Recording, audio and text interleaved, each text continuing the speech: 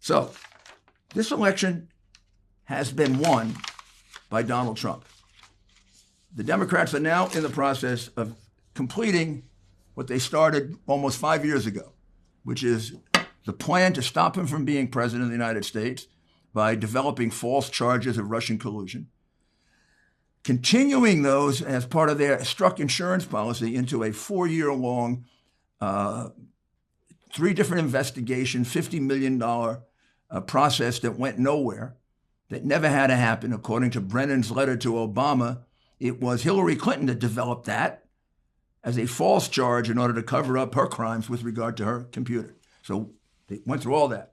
They did the whole Ukrainian thing against him, which now turns out, when you look at the Hunter Biden, Joe Biden computer, there was plenty of evidence that Joe Biden got a $14 million bribe in the Ukraine from Mykola Zlochevsky. In fact, that something's got to be pursued no matter what, win, lose, or draw.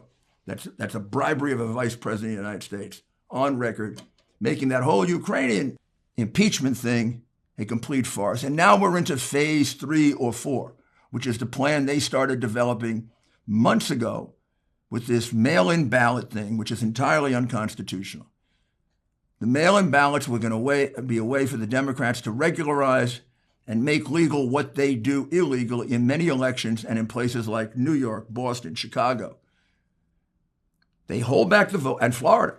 They hold back the vote when we get down to these last 4 or 5%, like you see going on. And then somehow they find new ballots. In fact, in Milwaukee, while we were asleep, they found 138,000 new ballots, all for Biden. All for Biden. You think those were cast by real voters? You think they were cast by some Democrat sitting in a back room? This has been their plan all along. It is totally impossible, illogical, irrational that the same thing would happen in all 5 or 6 places where there were close votes. What do I mean by the same thing? I mean the thing that the gentleman in Philadelphia has given us an affidavit on, and we'll get many of them now.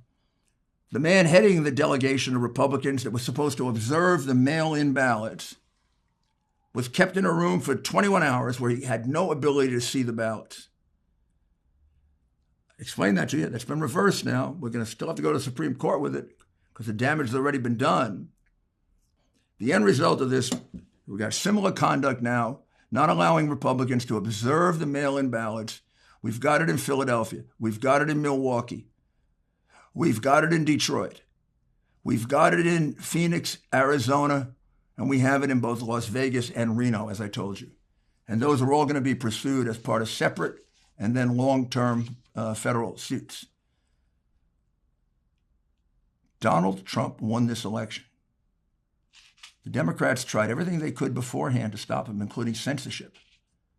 They couldn't. Now they've got one last chance, and that is what they're very good at, which is cheating on the vote count. But this time, this is a Republican Party and a president who fights for you because they want to take your vote away. They want the elites to determine our president. And we want the people of the United States to determine our president. And we will fight to make sure that your vote is counted and that your vote is not canceled out by an illegal vote. And we'll do whatever we have to do within the law to do that. That's because we have a president who cares about you. And they have a candidate who says, you don't deserve the right to know, and who announced, probably in a Freudian slip 2 days before, looking at the people, I'm going to win it without you. Yeah, he's going to win it with the network heads, the big tech heads, and money that he's gotten from all kinds of places, including communist China. We're not going to let that happen. Thank you, and we'll be back in a few days with another Rudy's Common Sense.